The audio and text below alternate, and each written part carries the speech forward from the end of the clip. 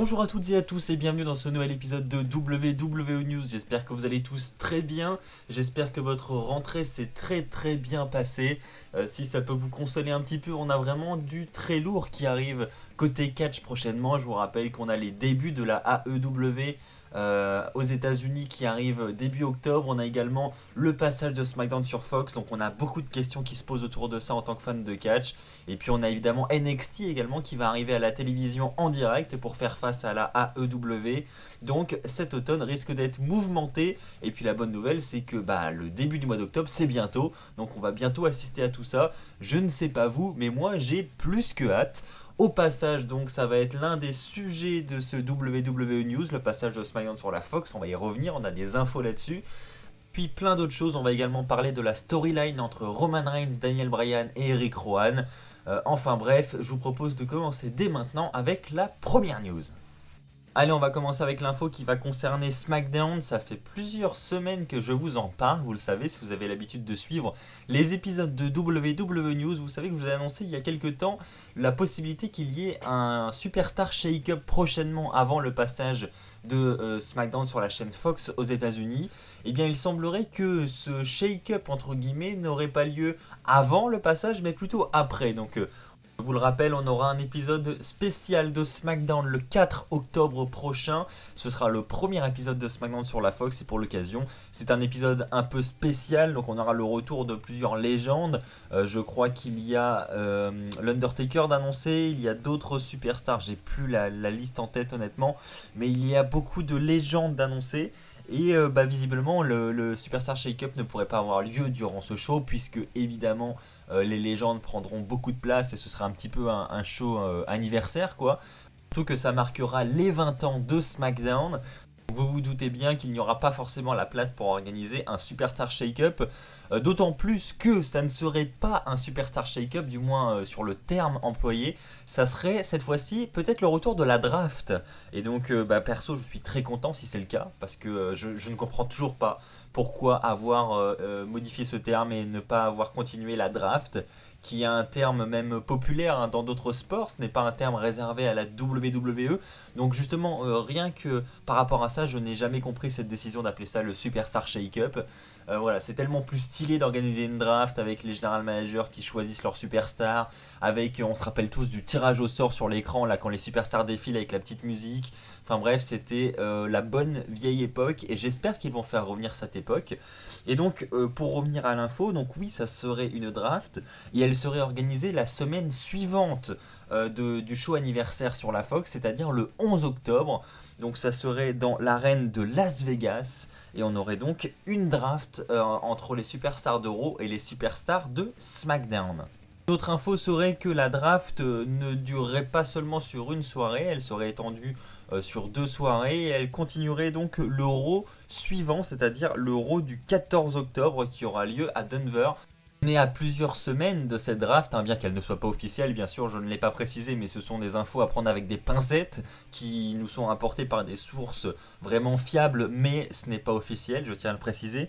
On a déjà des noms qui sortent pour cette draft. En fait, il y a eu une promo de tournée pour le passage de SmackDown sur la Fox, et dans cette promo, on a des superstars qui apparaissent, donc on se dit eh bien ces superstars pourraient probablement faire leur début ou faire leur retour du côté de SmackDown dès le mois d'octobre.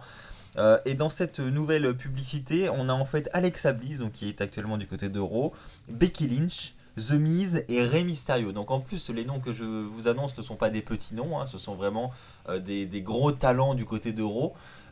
Et donc, en compensation, je pense qu'il y en a qui sont actuellement du côté de SmackDown qui devront aller à Raw. Et là, en revanche, je n'ai pas de nom à vous donner. En attendant, je ne sais pas ce que vous en pensez, mais moi je trouve que c'est une excellente news que je vous rapporte là. Ça amène beaucoup de hype, donc j'espère que cette news s'avère vraie et que l'on va vivre cela dès le mois d'octobre. Alors maintenant, on va parler de la rivalité entre Daniel Bryan, Roman Reigns et Eric Rowan. Alors je ne sais pas ce que vous en pensez, je vais d'abord vous donner mon avis. Je vous invite à donner le vôtre dans les commentaires également.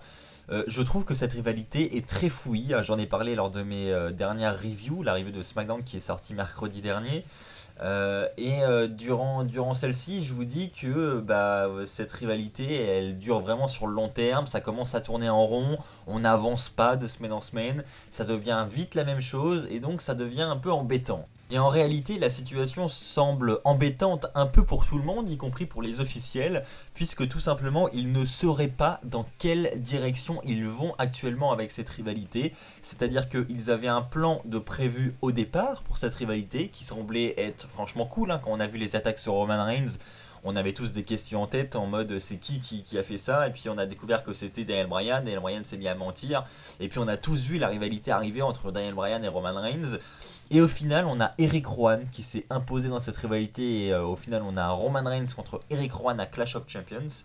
Waouh, ok, si vous voulez. C'est loin d'être la tête d'affiche dont on rêvait, mais c'est pas grave. Et bien tout simplement, les plans auraient changé en cours de route, auraient été modifiés.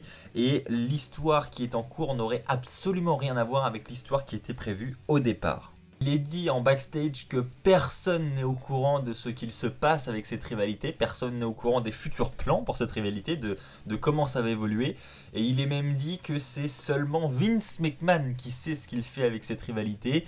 Et il est dit que des scripts sont rédigés chaque semaine pour SmackDown concernant cette rivalité. Et chaque semaine, ils sont déchirés par Vince McMahon et ils sont réécrit par Vince McMahon. Alors si Vince McMahon a déchiré un script disant que l'attaquant de Roman Reigns était Daniel Bryan et qu'à la place il réécrit un script pour dire non, c'est Eric Rowan. Oh, là Vince, je t'aime beaucoup, hein, parce que tu nous as quand même transmis cette passion, donc rien que pour ça, je t'aimerai toute ma vie. Mais là, par contre, tu merdes un petit peu, parce que, comment te dire, Eric Rowan contre Roman Reigns à Clash of Champions, ça fait pas rêver. Perso, je suis pas sûr de regarder le match, quoi. Voilà. En plus, sérieusement, je suis vraiment pas surpris de cette news, puisque quand on la voit à l'écran, ça paraît flou, et c'est vrai que quand on lit ces phrases, ça paraît absolument pas déconnant en vue de ce qui se passe à la télévision concernant cette rivalité. Donc je suis vraiment pas surpris. J'attends vos commentaires juste en dessous cette vidéo concernant cette rivalité. Qu'est-ce que vous en pensez? Est-ce que vous l'aimez bien? Est-ce que vous aimez bien la tournure qu'elle a pris? Est-ce que ça vous semble bizarre la tournure qu'elle a pris? Enfin bref, donnez-moi votre avis sur cette information. Et si le président des États-Unis Donald Trump apparaissait à la WWE le 4 octobre prochain pour l'épisode anniversaire de SmackDown et le passage de SmackDown sur la Fox? Ça semblerait être totalement fou et pourtant la WWE a réellement fait les démarches. Vous le savez, Vince McMahon et Donald Trump sont amis dans la vraie vie et donc pour cela ça peut vraiment faciliter les négociations.